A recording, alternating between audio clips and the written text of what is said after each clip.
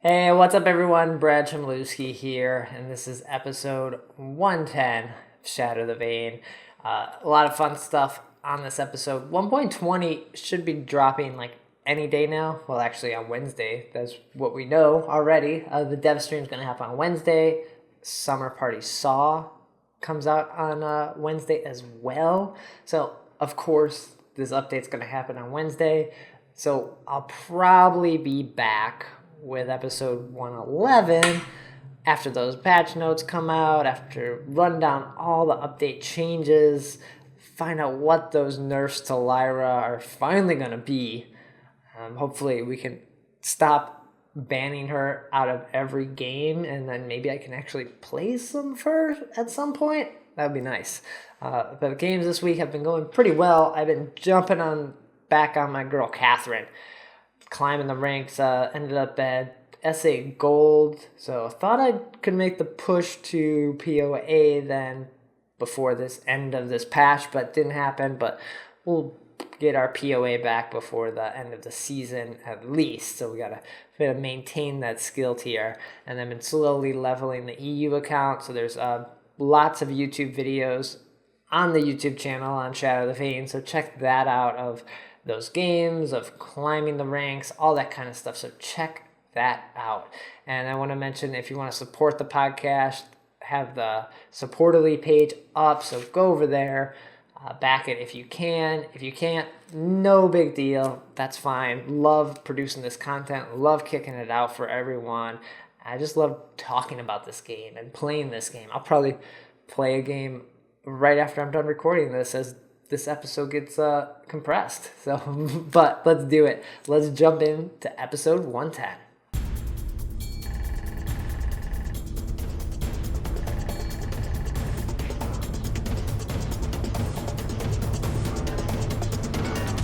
This is the 110th episode of Shatter the Vain. My name is Brad Chmielewski, and this is a podcast all about Vainglory. Every week, I try to break down the news, gameplay, game tips, and hopefully we can all become better players together.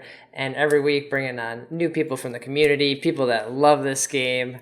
And this week, I have Victorious, a fellow member of Gangstars. Welcome, Vic. Thanks for having me, Brad. You've joined Gangstars as a Gangstars Galaxy member, like what, a couple of months ago now? When this patch started. Yeah. Okay. Basically, yeah. When this patch started, so when 1.19 got started. Nice. But you've been a fellow Gangstar fan for a long time, right? Oh yeah, that for sure. Yeah, since like Gangsters Vega and the original series lineup. Oh, nice. Yeah. So for people that haven't seen you or don't know who you are, you want to give a little introduction. How'd you even get into Vainglory? Sure. Yeah. So as far as gaming goes, I don't come from like a MOBA or even like a first person shooter background. I'm more of a sports gaming person. So MLB The Show, NBA, like that type of stuff. But with Vainglory, a friend of mine actually got started with it first. Ray Rick Stereo, he still plays every now and then. He's a serious player, but not to the point that I got into it. But yeah, so I was busy crushing some candies, clashing some clans. And he kept telling me about Vainglory, and I kept ignoring him. I'm fine, bro. I'm just just Clash of Clans is good enough for me. Right. Okay. Until one day I was with him and he was playing it, and I saw the game and finally accepted his so many invites to playing, and got hooked. Yeah, and ever since then, I found the forums.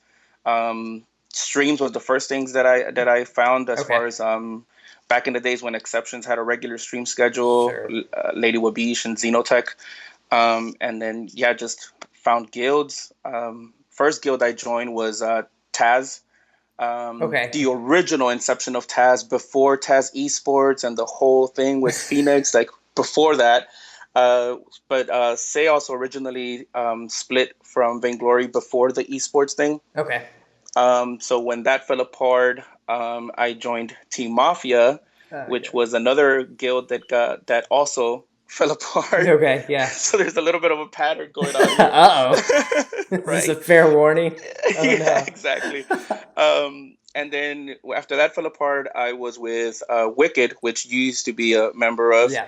And then shortly after that, they were acquired by Noble. And Noble has not fallen apart. No, they're still going, yeah. Yeah, they're still going. They're still going. And then, but when this season started, I was accepted into Gangstars. So I left Noble to join Gangstars, and here I am. That's all right. That's awesome. You've had quite a like run through the guild scene then. That's Yeah, pretty awesome. You've I'm sure met like a ton of people then. Just yeah. It's for sure been interesting. Yeah, yeah. yeah, It just coming up through different guilds and yeah, like with the Taz guys, I know a couple of those guys from before the whole pro thing started. Yeah, and then Xeno, I wouldn't say I know Xenotech personally, but just in associating with him in his stream, I'm actually a moderator now in his stream. oh, nice. Okay. But with him being in Noble, there was a little bit more interaction with him. Yeah, so and then Mexi and Pont I had actually met at finals because I've been to all three of the live finals. Nice. So I had met Mexi and Pont there. How was the experience? I've only been to what was it, the winter ones, the second one. Right. Yeah. Yeah. How was the experience like overall? Have you seen like the progression get better, or they each one their own like beast right now? Yeah. Well, personally, my favorite still has been the autumn finals, the first one. Maybe because it's the first one, but I don't know. Just the atmosphere just felt that one was the best.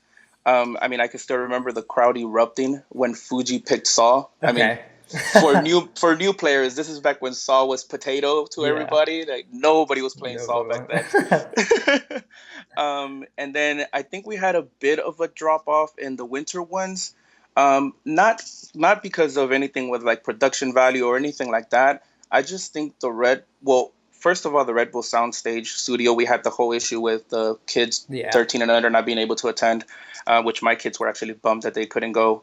But aside from that, I just think with the way they had their space set up and how large it was, you just couldn't really feel the crowd as much as at Autumn Finals. Because if you recall, with you being there, their cubicles and offices were right next to where the games were going on. Right, yeah. And it was so kind of in the middle of nowhere too, like if you were driving there. So yeah. But with the spring finals, is that what we just had, right? Yeah, spring finals. That one definitely wins hands down for production value. Okay. That was pretty awesome. I mean, the video board, the digital boards they had up, and it's probably the biggest crowd that has shown up to a finals yet. And any age could show up too, so there wasn't any of that Yeah, drawback. definitely. Yeah, the kids were all aboard again, so that was good. Yeah, seeing the empty chairs at Winter was also weird, because of Zio and inane players like that could not be there live. Which is kind of a bummer, which kind of takes away, I think, some of that. Like, I guess rooting for them to get behind it. That's cool. Yeah, I know a lot of people like Wifey and them were having their kid. They were outside, like they'd have to take turns and go in and out. And I was outside talking to Wifey for a bit. They were out there. They were taking turns with the baby. Yeah. And then when you mentioned about the players not being there, when Zio showed up, I mean, it was like a celebrity walked into the place. After everything was wrapped up. He was like getting mobbed by people, because all they had seen was the name on the screen. To actually see him and see that he's this young playing, it's like, oh my gosh. That's the crazy part. So you play and then your son plays, or is it just like he's kind of dabbling in it right now? Well, I have two kids that play. My older son, he's 14, so he's more of a Call of Duty player. Okay. But he plays Vainglory, and then MJ, who's probably the biggest Gangstar fan out there. He's only gonna be 9. So he plays, but I like to refer to him as little Leroy Jenkins. Okay.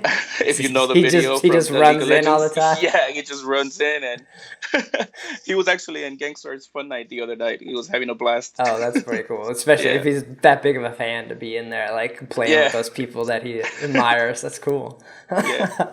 Did you get them into play? Like, so did you just introduce them? They had all their iPads and like, try this out. Let's play together. Kind of just that's the funny thing because since I got into it first, I got them to play it, and then they both like it a lot.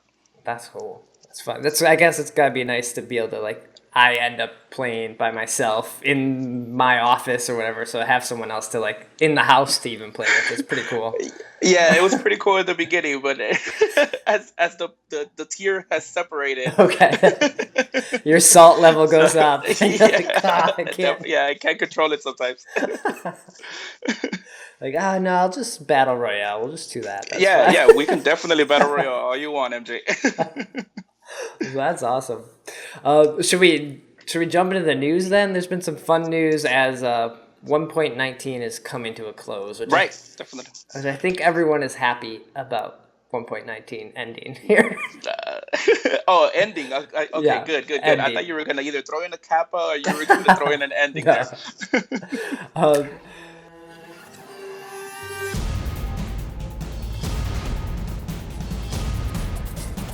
at the top of the news was the summer skin sale. So the Vainglory 1.19 went on like kind of a week longer than most of the patches, and so they ran out of skins because every Friday we were getting a new skin in 1.19, and then this Friday on July 22nd there was no skin. So they decided to do a skin sale event.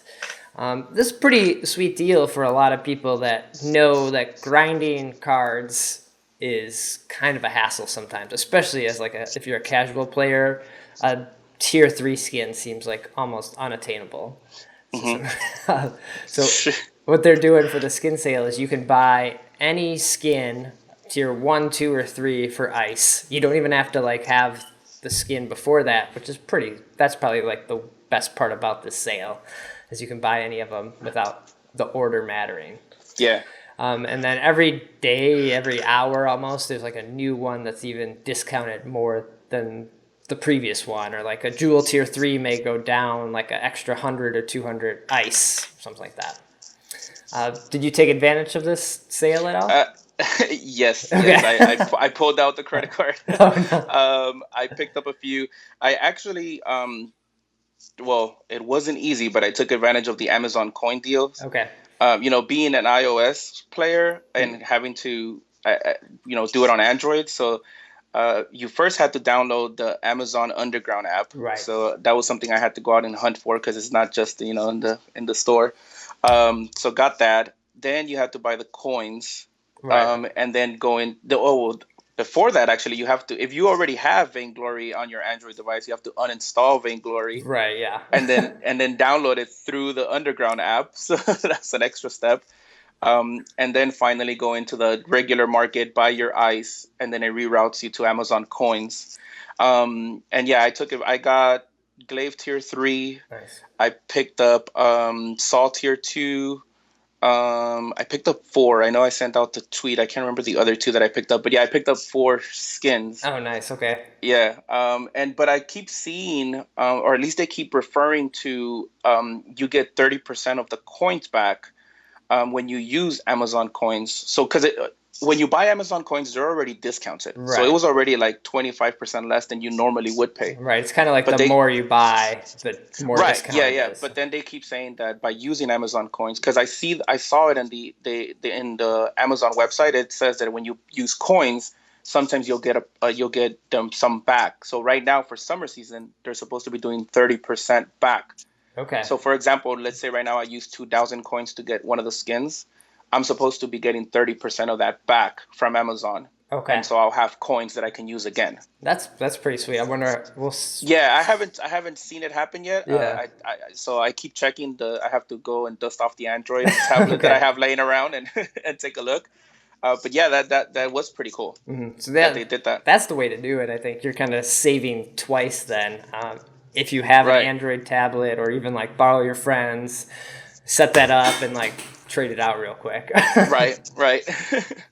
But yeah, I think after we record, I will probably pick up that Glaive Tier 3 skin. That's one I don't have on like any of my accounts. Yeah, I was stuck at Tier 1 because I'm a Roam main, so I have been focusing on the Roam skins. Okay. So I had Tier 1 for the longest, and like you said, being able to skip Tier 2 and just go straight to Tier 3 was a pretty cool thing that they did that. Mm-hmm. And I know they took advantage, like some of the skins, like a Fortress Tier 3 skin is not the same price as a Catherine Tier 3 skin because it's not... it's a tier 3 skin, but it's not as awesome as some of the other tier 3 skins. So The Catherine one? Oh no, the Fortress tier 3 is not like the best tier 3 skin Right. because they're all Okay. like Yeah. very similar, but some other like a Vox tier 3 is like a lot of effects, and so that's a little more expensive than maybe the Fortress. Gotcha. So that's kind of nice that I think they realize that, where it's not like all tier 3 skins are equal, $30. right? Yeah. Yeah. So that's cool. So you have 5 days to do this, probably like Yeah. So it should wrap up on Tuesday. right, Tuesday, because 1.20 is going to get released on Wednesday, because that's when Summer Party Saw goes up for sale. So. Oh, okay. Or I guess he won't be for sale because you have to grind cards and you have to get same some. with Cruel. Yeah. But this skin, it looks pretty fun. I think. Yeah, I think they got this one right. Summer Party Cruel was pretty great, and I love that theme. Right. This one, I don't know, it makes Saw look a lot more fun. I'm sure the Twitter Saw on Twitter would be upset at this because it does not make him look very tough. Yeah, I know. Well, everyone's got to take a vacation. Right. I know when they tweeted out Gracie 9000, the water gun. I mean, my first thought was, please let that shoot water. Please let them do the effects to where it actually shoots water. Yeah. So when they showed the video and his suppressing fire now actually does shoot the water, that's pretty awesome. Yeah, that's pretty then he's got the water balloons for the Mad Cannon. And then he's got the recall animation too for the kitty. He jumps into a kiddie pool and recalls home. Yeah. So they've done a lot with that skin. They definitely did a lot there. Yeah, for whatever reason, the summer skins, I feel like they put a lot of love into them. Right, and the good thing is, I mean, if you grind enough, you should be able to pick those up for nothing, basically. If you're short a few cards, they have the ice boxes in the game, but for the most part, you should be able to grind. Yeah. For them for free. Yeah, pretty cool. I think you end up having to pick up some. But I think the hardest one will get whatever the last one is, because you'll have the shortest amount of time. Yeah. But everyone's been getting cards for 1.20 and 1.21, so you already have a few of those cards already. Yeah. But yeah, can't wait to see the skin in game. We got a little preview of it on the dev screen, and we saw some changes to Saw as well. There's something with his ultimate that's a little different. I read a little bit about that. They're supposed to be making, I guess, a skill shot is what I think I saw. That Mad Cannon will now be a skill shot. Yeah. So kind of, I guess, in the same way that Kestro's A is a skill shot, I would assume that's what they're referring to. Okay. That would make sense, and I think that probably adds a little more complexity to Saw. That's, for the most part, a very easy character to play. You just click and shoot. Yeah, definitely. And I think that will make his summer skin, even better, because he's shooting those giant water balloons out of the gun. Yeah, let's just hope he's not slower with the flip-flops. Right, that's true, yeah. I don't know, you can't run by the pool, right? Yeah. We got a few other skins that got revealed as well, and we got the whole schedule. I'm loving this schedule that they're doing with this too, because you kind of know, all right, on this day I have to have money ready to go. Yeah. Oh, is it landing on payday? Great. Yeah. Let's get it. So Saw's gonna come out July 27th, which is the day the patch comes out, and then that Friday, just 2 days later, Broken Doll Alpha Tier 1 comes out. This is a neat direction, I think, for Alpha. Yeah, it's and for the game in general, because I mean, we haven't had anything quite like this. This is definitely the creep factor is up with this Broken Doll Alpha. She's definitely straight out of a horror flick. And I think maybe we're starting to get a little spookier, because I didn't even put this in the notes. We got that little tease of the possible next hero to come, and he looks kind of evil. So maybe. Oh, right, yeah, and then they tease with the Alpha voiceover. I'm sorry, not the Alpha. The Lyra. The Lyra voiceover. Yeah, this is not how I raise you, or something like that. She says. So he looks might be getting some creepy heroes kind of coming. And just the themes. So I like that, because even this Rona, the Fury Rona Tier 3 skin looks kind of creepy and also badass at the same time. Yeah. Well, the Fury Rona, I mean, in looking at that one, she's got a few Easter eggs in that skin. I think I heard Playoff mention that the lore will explain some of that, but if you look at it closely, she's got like Saul's helmet Yeah. on her shoulder, Adagio's feather are in there, what looks to be like Cruel's guitar. Okay. And I think maybe even Jewel's sword, I want to say, with those chainsaw looking things that Oh, she's I got didn't going even. on. Yeah, it looks like she fused together Cruel swords and Jewel's chainsaws. Right. Yeah. And I Hmm. mean, from the splash art, I mean, it's definitely some type of lizard she's riding on. So I'm not too sure if that's Finn that she's on Or top is that of. the Kraken? That might be the Kraken. Some, or maybe the Kraken, yeah, but it definitely some lizard she's riding. Yeah. So she's definitely done something to the fold. Uh-huh.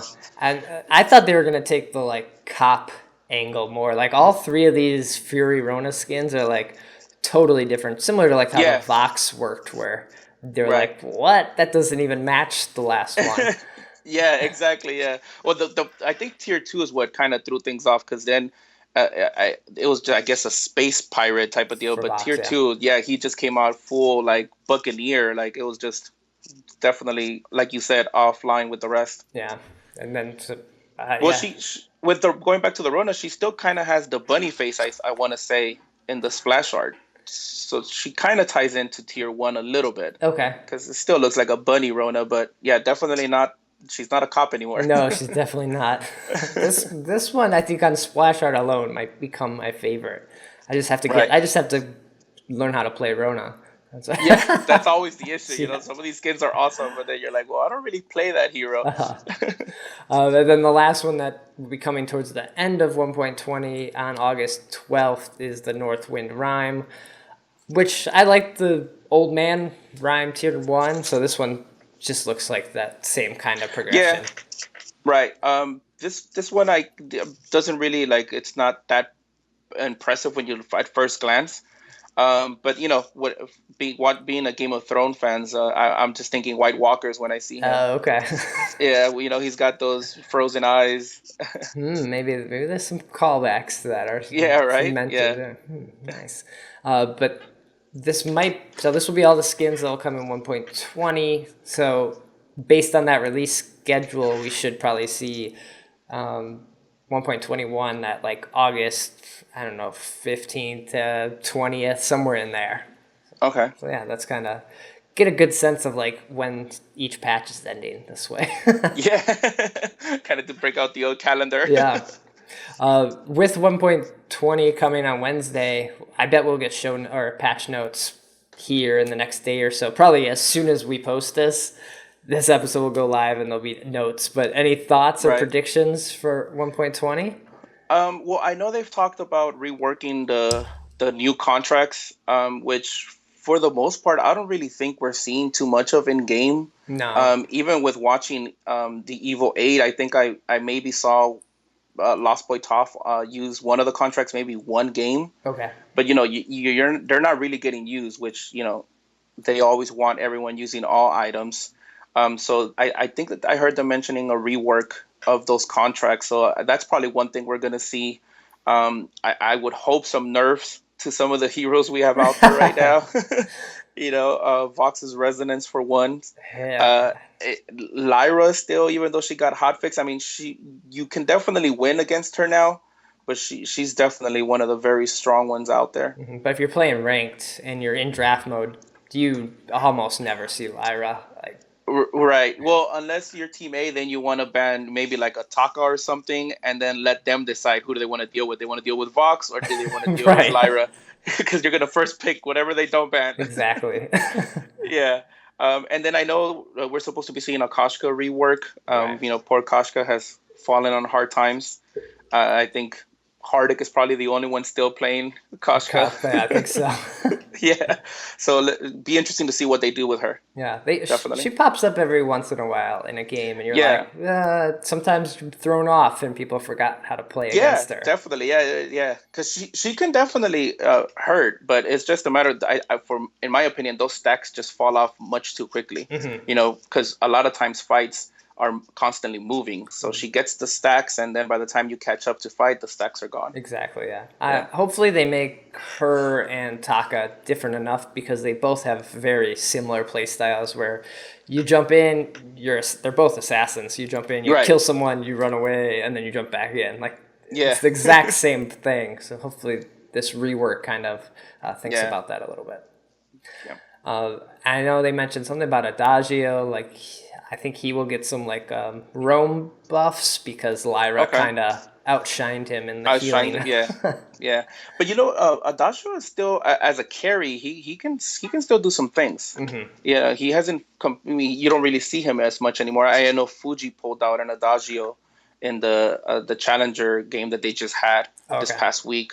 But yeah, he can still carry a little bit. But yeah, definitely nobody's picking him as a roam. No, yeah. Same thing with Fortress. So hopefully they help out Fortress. That's my roam main. Okay. So it's been tough not being able to pick him in this patch. I don't know. We saw some games today. Was it Flash X on Fortress? Like, so he got brought out.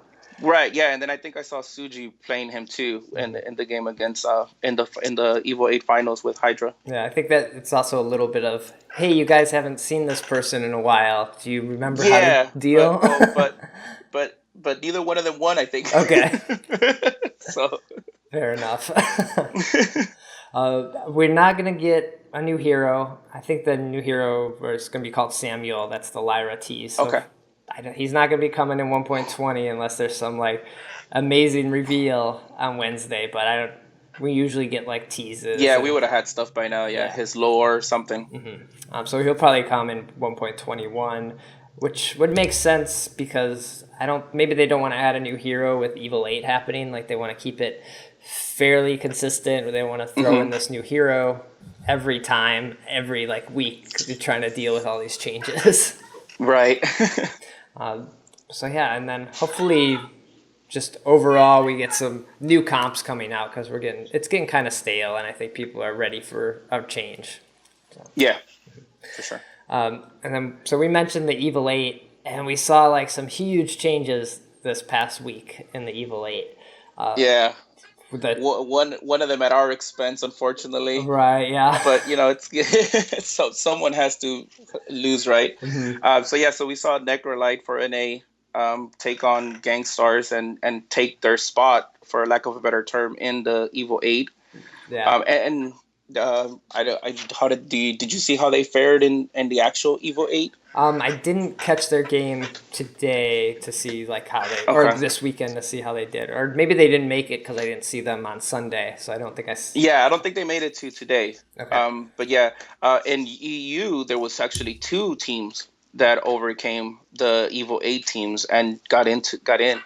It was Snow Avalanche, who performed like amazing this weekend. Yeah, they all the way to the finals, and I guess that's kind of what they're hoping for, that somebody will come from the community and challenge these top 8 teams. Mm-hmm. So Snow Avalanche definitely did it right. I mean, technically they're a big organization. They're acquired by Snow, but still, they made it through the Challenger series and did very, very well. Mm-hmm. They took down a Lemon and Lime spot and took them down. So now Snow has 2 teams in the EU Evil 8 right now. Mm-hmm. And then also on the EU side, Supremacy took down Team Supremacy, took down Fort Justice, and they 3-0'd them. So yeah, that was And then but in EU, someone still has to take down Team Secret. It hasn't happened yet. That's true. Yeah. that team is just. I mean, they synergize so well, and they've just been consistent. It's the same team. It's the same 3 guys, which is it helps. In NA, we've yet to see that, except, well, I guess with Nemesis, Lost Boy, and Hardic have been together just as long, but they've had different laners. Yeah. But NA, it's a revolving door, it seems like. No, I think it does show like that a team that's gonna stay together and that can play all the time. They know each other's moves. They know what they're doing. Like they just continually like move ahead and keep going. We're seeing that now with like Hardic and Lost Boy. Like although they have a different third, but finally it's just like all clicking, and it's like the 2 of them know how each other play probably so well at this point. Right. But yeah, the last on the EU side, so yeah, Snow Avalanche, Supremacy, and then the G2 Esports almost lost it too. I was watching this. So Team QR came in. They were the fourth place team. Uh-huh. The third place team just didn't show up. I don't really understand how that worked. I kind of saw that in the line chat. I didn't catch the game, but yeah, they just I heard they were I don't know if they were trolling or what, but they just didn't play from what Yeah. I kind of saw. Yeah, so but for whatever reason, Team QR was there. Maybe they were like already prepared to be ready for this just in case. But they gave G2 Esports like a run for their money, and it was kind of like I was like, oh man, what's gonna happen if G2 gets out of the Evil Eight? Are they done? Like, is that it just does not look good? Like as a pro organization that's Right. been in the esports scene for so long to be like, we lost our spot. So, but they pulled it out. That was a great series. That would probably be one I'd recommend for anyone to go back if they want to see this Challenger series, these Challenger battles at all. Yeah. But yeah, you mentioned on the EU side, Gangstar Serious. They just couldn't do it On this the time. on the NA side. Yeah, on the NA side. On the NA side, yeah. Well, I mean, I think that kind of speaks a little bit to the need for maybe setting some things in place about roster locks. Okay. Because I mean, from being in Gangsters, you know that I mean, we basically had to rearrange the team. What I want to say a week, maybe even a few Yeah, a couple days days before Evo 8 kicked off. Yeah, it was definitely surprising. And that can definitely change everything because you now have to create new synergy. You know, even though the guys are putting in the practice time, it's not going to compare to the months, even years. I mean, Fuji have been playing with Rect for a very long time, That's even true. going as far back as Vega. That's right. Yeah. So yeah, so it's going to take some time for them to synergize. And people get wooed away or they get upset that the team didn't make it this time and they're like, I'm out. Like that's Right. a lot of the reason why people quit teams and quit guilds. They're just like, I just can't stand losing kind of thing, and people leave, which is never good. Yeah, exactly. But you know, it's funny you say that because I actually saw a tweet from Slow Dead, and he basically was saying for all the Vainglory teams, and it was a quote that I'm summarizing because I don't remember exactly, but the true testament of a team is how they react to losses. Okay. Because it's easy when you're winning. Yeah. That it's easy. Everyone's happy. No one has any issues. But when the losses come, that's when you really know what your team is made of. And I think Fuji had a great tweet that he just, said basically like, I'm sorry, and like we're gonna keep trying and we'll see what happens. Like, It's definitely not for a lack of hard work. No. Fuji is definitely putting in the work. Yeah. But so yeah, Gangstar Serious was the only team, the Evil 8 team in NA that lost because the Enforcers were the challenger team that took on Sweet and Sour. Sweet and Sour made it in, even though now Sweet and Sour is an Ardent. Yeah, now they're acquired by Ardent. Team. Yeah, I saw that announcement. Right. So now Ardent, I guess from what I saw, I think they took Sweet and Sour and basically created two teams. I want to say. Because I know that I think Juan Hernandez was on the Sweet and Sour team, but now he's on that second Ardent team from I saw the roster breakdown. Right. And then the last one was Apex versus Phoenix Reborn. Phoenix Reborn won that. We saw that. Apex, they put up a great fight. So Apex is part of Rumbly's Supersets Guild, and there's a lot of people that we're very familiar with on this team at this point. Yeah. So I think they always put on a good showing, even during the VGL 32 and 64. Right. They were always like just missing. So I think they'll have their day in the sun here soon. Yeah, and again, that's also a fairly new team, the Apex team. So it's just a matter of practicing together. And then Reborn and some new roster changes there with the addition of Xenotech. Right. Yeah. So, yeah, and they did fairly well. I mean, better definitely than the first set of games that they had. Right. Yeah. I like this Challenger setup and this Evil 8 setup like way better than the VGL, like the old VGL, because it seemed like I would just not know what was happening. Like every week it was new teams, new people playing. At least this way, like Saturday everyone plays. Sunday are the like top teams, so those are kind of like the games you want to watch if you can Hmm. only watch like some of them. And it's the Yeah. same teams for at least 3 to 4 weeks. Right. Yeah, like with anything new, it just took a while for everyone to fully understand what exactly was happening. Because I know some people had the questions of like, so wait, so what's so this is not VGO anymore, or what's VIS now? Like, are they the same thing? Right. Yeah. And in a nutshell, I guess, because technically SEMC took the top 8 teams. That's kind of what playoff was explaining, is this is why now VGL and VIS are are now splitting basically the Challenger Series, Right. and also in a way helps them because it would just these organizations, both VGO and VIS, are basically volunteer brands. Right. So to ask someone to do the Challenger Series every single week would be very, very tough. So And this way they get to do it one week. They skip a week. One week it's VGL's turn to do Challenger, and then the next week it's VIS turn to put in the work. yeah, because like So it's any like volunteer stuff, there's sometimes we're just like I don't have the heart for it, and so like yeah, you had a tough day at work. And, today's not the day, guys. Yeah. I just can't do it today. So yeah, I think it's good that they broke it up this way. And then Hmm. VIS is even like, we want more work. We're gonna keep doing the VIS Pro scene as Yeah, well. I saw that they announced another. Yeah, they were like, we're still gonna do it. Like, all right, more power to you guys. Is your team the Storm Guard? Are you guys gonna play in the Challenger We series? haven't applied yet. We actually we went through a laner change. Okay. Yeah, so we've played in the original inception of the VGL Amateur Series. You know, the very first one.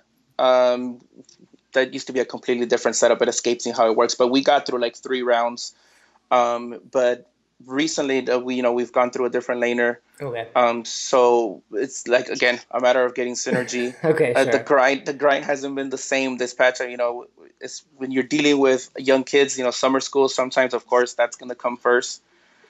So yeah, it's definitely something we want to try to do, Okay. but right now it's just not. We're not ready for it yet. Nice. Yeah, I guess, and it's nice that it's always there. You could sign up each week. Yeah, Just every week. Yeah, so as soon as I think we're ready, we'll definitely be applying. Awesome. So yeah, everyone should check out the Challenger games happen Tuesdays and Wednesdays, and then the Evil Eights happen Saturday and Sunday. So if you're an esports fan, check out some of those. And I know a lot of the VODs get posted as well, so you can always go back and watch the games too. Especially if someone's like, "You got to see this game," like that's go check that out. Yeah, right. Yeah, the in EU, the third place match between Gangstar Cerebus and the other snow team. No That's one Tsunami, that's yeah. worth. Yeah, that's one that's worth rewatching. I mean, that one The was a ba- nail the biter. base race at the end. Yeah, the base race. I said this in the line chat. It's one of those calls that is only great if it pays off. Right, and then yes, Yeah, someone's gonna be yeah. like, "That was stupid. We should if it didn't Yeah, work." if that crystal had not bursted, that would have been best throw EU maybe, but Yeah. it paid off. So it was a great. I mean, it's a gutsy call. Yeah, It's definitely a gutsy call, especially with Kraken pushing down on your base. yeah. Well, you can't be a hero unless you do those calls Yeah, sometimes, exactly. right? Yeah. The only ones that know where the edge is the ones that have gone over it. True. Nice. Well, then the last bit of news I want to mention, I always like mentioning the free hero rotation. And this week we get to see Lance in here again, who I believe the casters and everyone kept saying like Lance was one of the top picked people in the Evil Eight, but the most like underperformed hero. Like his pick versus win ratio is like awful. Yeah, well, I think he just falls off hard. He starts with a lot of damage. 2 weapon blades, and you're out there killing everybody. Yeah. But after when you get to late game, he seems to start falling off a bit. Yeah. Once everyone starts picking up that armor, and the other thing too, I think, has to play because they're still playing him as roam, except for I think Fuji likes to play him as a jungle carry. But primarily he's played as a roam. So while you're trying to build that weapon damage, you're gonna be late on Fountain. You're gonna be late on some of those other team items, which could win or lose you a fight Sure. when you're getting to those critical fights. So that may play into his win-loss ratio a bit. But he is incredibly fun to play, I think. Yes, yeah, the rows for days. So yeah, this is the week to give him a try. You have until Tuesday when the free hero rotation changes. If you don't own him because maybe you just spent your glory on cards to get these skins for sale or something like that. Yeah. But also along with him, you have Rona, Scarf, Jewel, Finn, and Adagio. So I think a pretty good lineup. I've been seeing Jewel pop up every now and then. I ran into a game where someone played her as Rome, which it worked okay. She was more annoying than like very strong or anything. Right. Yeah. I guess if you're really good at landing those stuns, I can see how she can go roam, but you have to be pretty accurate with those stuns, because if you miss it, then you've got nothing. Sorry, team, can't really help you anymore. Exactly, and I know we saw a few jewels in the Evil 8. Was it last week? Because she is a counter to Lyra to some degree. Okay. So Okay. you see her a little bit, but yeah, if you're playing her, definitely check out her CP build. Yeah, you're gonna be fairly surprised if you land that ult. Yeah, if you can melt someone like we're seeing a lot of Kestrels and Voxes who don't have a lot of health, so if you can just insta goodbye, that's so satisfying. Yeah. But yeah, so that free hero rotation changes every Tuesday. So if you don't have all the heroes or you're leveling a new account or something like that, it's a good time to try out some of these people and give them practice them. So that does it for all the news this week. 1.20, like I said, it's going to come out. We'll probably do a patch rundown when that's released and go over all these changes. But for now, that's all the news. But I've been doing these random items. We've been going over more of the items and talking about them. So let's jump into that.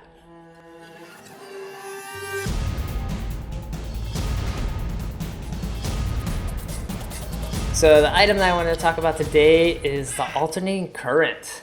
And this is a pretty solid item, and you see quite a bit on your Voxes and CP Ringos, who CP Ringo is making like a huge comeback. Like he is the flavor of the week. He's out there a lot. But so the alternating current, we'll go over what it is, and then we'll talk more about like who should pick it up and whatnot. But it's a tier 3 item, so every basic attack deals 70% of your crystal ratio as bonus damage. You get plus 60 CP power and then plus 65 attack speed, and it builds out of your Blazing Salvo and your Heavy Prism, so it's kind of that little bit of that hybrid item a little bit. Right. So that's why you see it on champions or heroes that auto attack quite a bit, like the Ringos and the Vox. Adagio. Adagio, yeah. Yeah, that's the first time Adagio. Pedo too. Pedo. You know it's really strong on Pedo actually. Yeah. You start getting that auto attack, and I mean especially with your money and slowing the enemy, you can definitely get a lot more auto attacks onto them with that alternating current. Yeah, it's your first build on pedal most of the time. So I like this item. I even tried it, I think, on Taka and Scarf. Sometimes just like if I feel like I'm just in a position where like I need to just attack them more. Well, I mean, you mentioned Taka. If you're going CP, you usually tend to start with that Swift Shooter anyways. So instead of selling it, you can look to build it into that alternating current after you've gotten your, whether you're going to Aftershock or the Broken Myth build. Right. It's like maybe a second or third item on a Crystal Power Taka. Yeah, because CP Taka clearing the jungle, it's sad. Oh yeah, it gets. You start yelling for your rover really fast. Yeah, and they're like, I can't kill him. I'm the 1.19 roam. I can't kill the jungle monsters. even the littles out by the like, oh man, I can't take these guys. But like for the price and what this item can do, like that it's giving you 70% of bonus crystal power. So you want to have like other crystal power usually to go accompany with. Like it's not an item that you would get in the build weapon power or build all defense. Like it's enhanced by like your Shatter Glass or your Frostburn, things like that have heavy CP ratios. Right.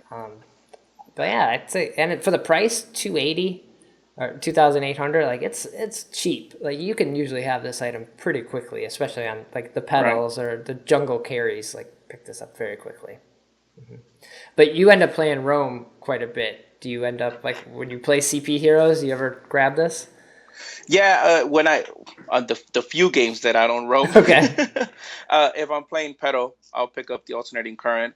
I I'm not even close to being a good Vox, so I'm Okay. not, I don't see it on him. I don't use it on him because I don't use him. But yeah, in the CP Taka, I've played that before. So when I go CP Taka, I'll usually turn that Swift Shooter into that alternating current. Okay. I'd see this being pretty good if you play CP Glaive. I've seen that a Okay. few times because CP Glaive is pretty fun to play because your afterburns are up like all the time with some cooldown. Yeah. But if you can get your attack speed up so you can get your ultimate and do some more damage, it could be viable there, but that's just a thought. It's, you don't really see Yeah. CP Just Glaive, so I don't know. make sure we clarify that. That's only a thought. You Yeah. guys can test that for yourself. So check out the alternate current, or if you have any like heroes that you love to get it on, like let me know. I love to see other people's builds and try out builds too. I love just messing around with items. People Right. yell at me all the time on the YouTube videos, like you built this on that. I was like, yeah, I don't know. I get kind of bored and like let's try this item. That didn't work. All right. Yeah, no one really knows. Well, I mean, except for amazing analysts that actually do the math. I mean, us regular players, you don't really know what works until you try it. Yeah. So yeah, give it a try. Sure. Yeah. But do it in casual queue. Yeah, do okay. Or Battle Royale is like the great place to just try out items. Like, let's Yeah. try all alternating currents. See what that does. All right. So then the last thing before we get out of here, low form static.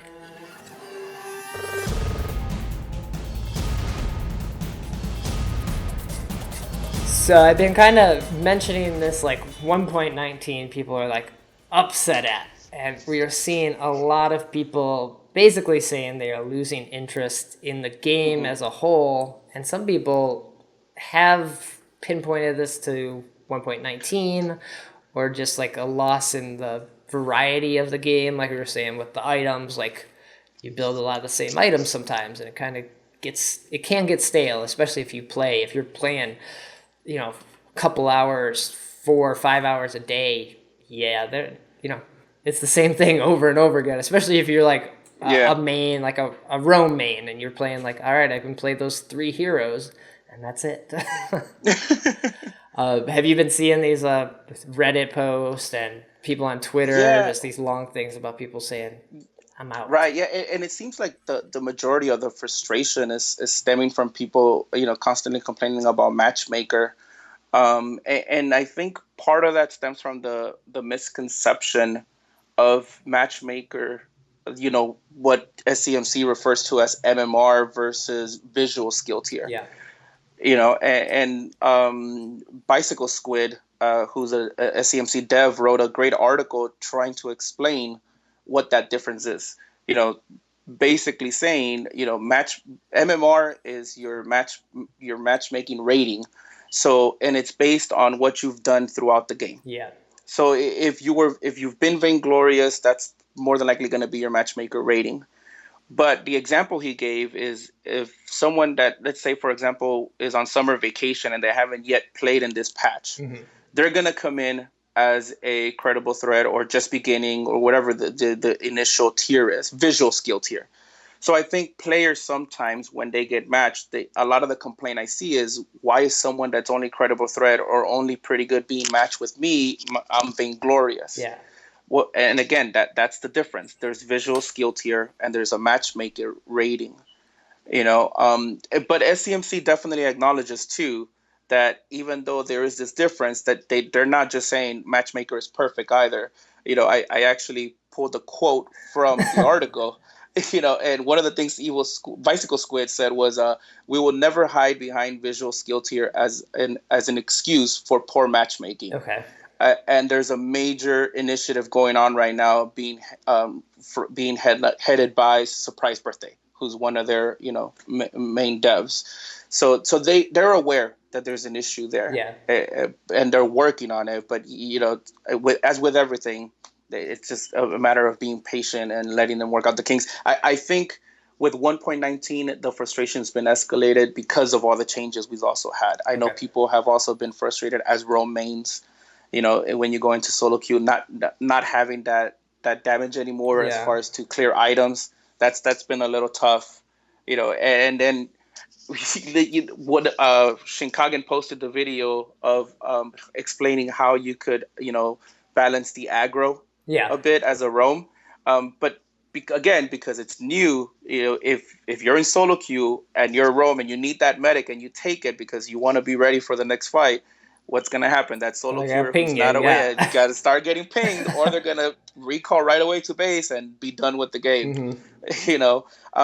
The other thing too that I think players should be aware is when things like that happen, not to go AFK, not to dodge matches. This is another big issue too, because what happens then is you end up being matched with those type of players. That's true. If you dodge a match or you AFK on a match, your next match is probably going to be with someone that just dodged their match. So now you've got two tilted people on the same team.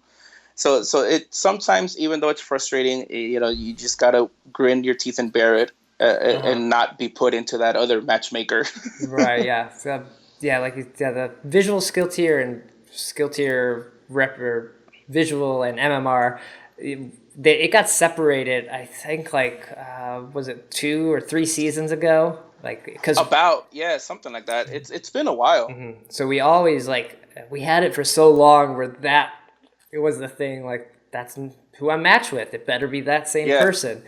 Right. And it is a tough thing to be it's hidden, you don't see it. It's the mystery, and I don't know, you don't always love the mystery. I want to know how many points I am, where am I actually at? And there's a little bit of that I kind of would like to know, because sometimes you'll gain a ton of visual skill tier or lose a lot, and you're like, what? Mm-hmm. Well, I guess you can kind of gauge it a little bit by kind of noticing when you start to lose visual skill tier elo. Okay. Because I think that, at least this from what I've noticed, once you've reached either that last season skill tier or once you start losing that visual skill tier elo, it's because you've reached your previous season's MMR, and now your visual skill tier is being affected by the losses. Because if you notice, before you get there, you don't really lose any elo, which is why so many people that's why we get the old schools within 24 hours. They're vainglorious gold because they don't lose any elo on losses until they've reached their previous season's MMR. Right. So then, once you start losing visual skill tier, then it's the same. Your MMR and your skill tier will be very close. They kind of get together at that point, right? Yeah. Mm-hmm. So if you get to hotness. And you start, is hotness still hotness, or is that got swagger now? I think hotness is still hotness. Hotness is still hotness, yeah. Yeah, okay. I forget the new names. But yeah, so if you get to hotness and you start losing, and you lose and you start seeing a loss of visual skill tier, then you probably are at that MMR of hotness. And the same thing holds true for it's not just the resets. It's if you start a new account, then you have all those casual games where it kind of predicted your MMR. And so then you start getting matched with those people, and you may be already in draft mode or something like that when it's your second rank game, and you're like, what? Actually that happened to me. I created a new account, and I started getting into rank queue. I actually went in with the kids in my I guess quote unquote Smurf account, and we got into draft mode, but it was because my MMR, like you said, was above the hotness level. So even though I wasn't at visual skill tier hotness yet, it put us into the draft mode of rank.